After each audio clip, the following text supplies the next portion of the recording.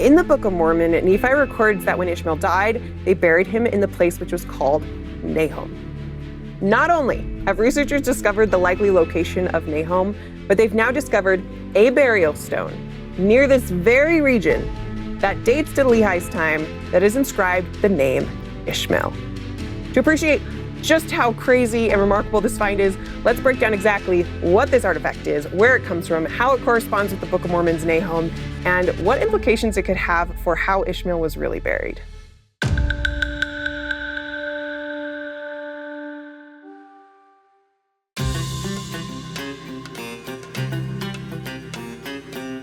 This funerary stela, or basically an ancient grave marker, is 12 by 5 by 3 inches and made from limestone.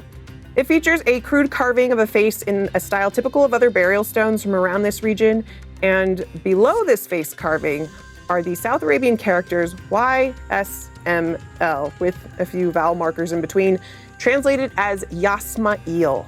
And this is the South Arabian form of the Hebrew name typically translated as Ishmael. The stela is paleographically dated to the 6th or 5th century BC, but is stylistically similar to other examples known to come from the 7th to 6th centuries BC. So the stela was likely carved around the 6th century BC, the same general time period of Ishmael's death and burial in the Book of Mormon. As for its setting, the stela was found in the southeastern corner of the Arabian Peninsula in what is today the country of Yemen. The artifact is part of a large body of looted burial items, so it's impossible to pinpoint exactly where it was recovered from, but it most likely came from somewhere in the Wadi Jaf, based on other archaeological excavations from the area that have turned up really similar finds. And what's interesting about the Wadi Jaf is that this is near the exact region thought by researchers to be the location of the Book of Mormon's Nahom. The Nihm tribe in Yemen has bordered this area for more than 1,000 years. The exact location and borders of the Nihm tribe have fluctuated over time, but inscriptions going back to at least the 7th century BC indicate that the Nihm tribe and region existed near this same place in Lehi's day. Several ancient burial grounds have been documented in and near the Nihm tribal grounds, suggesting that Lehi's family could have given Ishmael a proper burial right here in this region. Not only that, but its particular location is right in line with what the Book of Mormon says about Lehi's trajectory after Nahom. Nephi recorded that they traveled nearly eastward from that time forth until they reached the coast. Any burial in or near the Wadi Jaf would be in really close proximity to the eastward turning point of the ancient frankincense trail that Lehi may have traveled.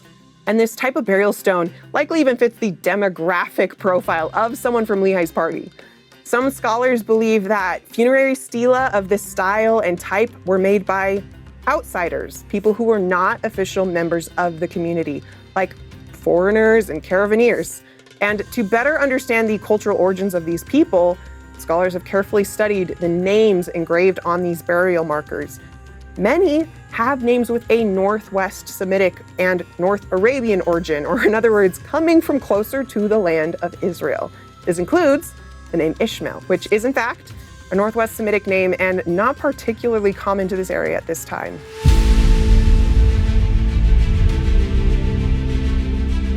So what I'm saying is that the Yasma'il buried in or near the Wadi Jaf in the 6th century BC may have been a foreigner from the north, traveling along the major route just like the Ishmael of the Book of Mormon.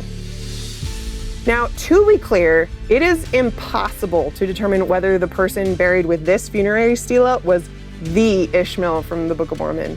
This is especially true since the exact place of origin for the stela is not certain, so it can't be definitively linked to the Nihm tribal region.